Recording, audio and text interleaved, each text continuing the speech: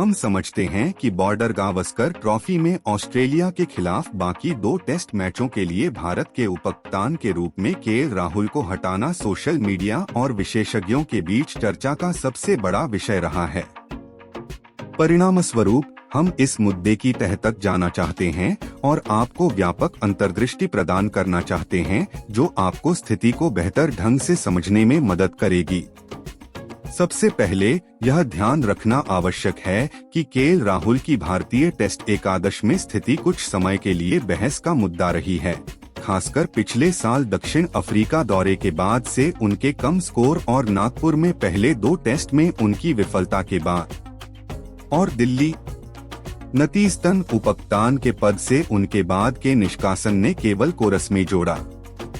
हालांकि भारत के कप्तान रोहित शर्मा ने इंदौर में प्री मैच प्रेस कॉन्फ्रेंस के दौरान इस मुद्दे पर अपनी पहली प्रतिक्रिया दी और यह स्पष्ट था कि टीम प्रबंधन राहुल के हालिया खराब फॉर्म के बावजूद उनके साथ खड़ा था। रोहित और मुख्य कोच राहुल द्रविड़ ने दूसरे टेस्ट में भारत की 6 विकेट की जीत के बाद यह स्पष्ट कर दिया था कि राहुल जैसे खिलाड़ी, जिन्होंने कई विदेशी शतक बनाए हैं और बेहद प्रतिभाशाली हैं, टीम प्रबंधन द्वारा हमेशा समर्थित रहेंगे।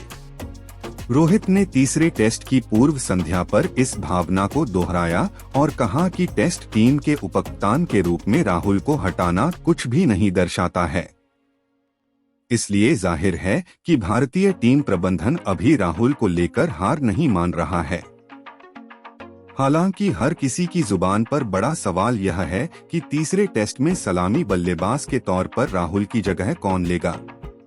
ऐसा लगता है कि शुभमन गिल इस भूमिका को निभाने के लिए तैयार हैं और उनके लंबे बल्लेबाजी सत्र और स्लिप और फॉरवर्ड शॉट लेग में लंबे समय तक कैच पकड़ने के अभ्यास से संकेत मिलता है कि गोरों में उनकी वापसी आसन्न है।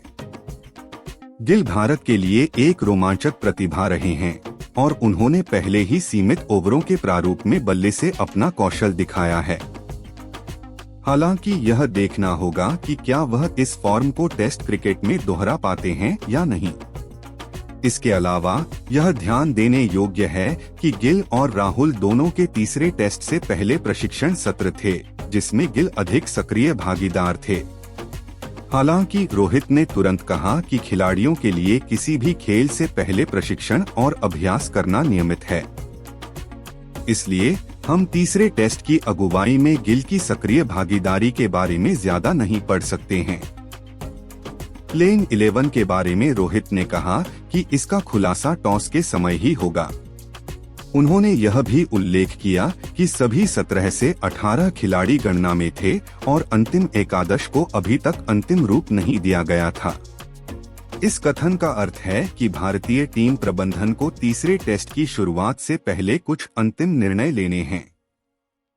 यहाँ यह बताना जरूरी है कि भारत 4 मैचों की श्रृंखला में 2-0 से आगे चल रहा है और अगर वह तीसरा टेस्ट जीत जाता है तो वह न केवल बॉर्डर गावस्कर ट्रॉफी जीतेगा बल्कि विश्व टेस्ट चैंपियनशिप के फाइनल में भी अपनी जगह पक्की कर लेगा। इसलिए भारतीय टीम के लिए बहुत कुछ दांव पर है और निस्संदेह वे तीसरे टेस्ट में सकारात्मक परिणाम की उम्मीद कर रहे होंगे। समाप्त करने के लिए केएल राहुल को बॉर्डर गावस्कर ट्रॉफी में ऑस्ट्रेलिया के खिलाफ शेष 2 टेस्ट के लिए भारत के उपकप्तान के रूप में हटाना काफी चर्चा का विषय रहा है। हालांकि यह स्पष्ट है कि भारतीय टीम प्रबंधन राहुल के हालिया खराब फॉर्म के बावजूद उनके साथ खड़ा है। तीसरे टेस्ट के लिए प्लेइंग 11 के रूप में यह देखा जाना बाकी है कि सलामी बल्लेबाज के रूप में राहुल की जगह कौन लेगा, जिसमें शुभमन गिल सबसे संभावित उम्मीदवार हैं। भारतीय टीम प्रबंधन को कुछ कड़े फैसले लेने हैं, लेकिन बेशक वे तीसरे टेस्ट में सकारात्मक परिणाम की उम्मीद कर रहे होंगे, जिससे न सिर्फ उन्हें बॉर्डर गावस्कर ट्रॉफी मिलेगी बल्कि विश्व टेस्ट चैंपियनशिप के फाइनल में भी उनकी जगह पक्की हो जाएगी। द क्रिकेट क्रॉनिकल्स इंडिया के इस एपिसोड को देखने के लिए धन्यवाद। हम आशा करते हैं कि आपने इसे उतना ही आनंद लिया होगा जितना हमें इसे आपके लिए लाने में आनंद आया। यदि आपने जो देखा वह आपको पसंद आया तो कृपया लाइक बटन दबाएं और अधिक रोमांचक सामग्री के लिए हमारे चैनल को सब्सक्राइब करें। हमारे सभी नवीनतम वीडियो पर अद्यतित रहने के लिए अधिसूचना घंटी को दबाना न भूलें।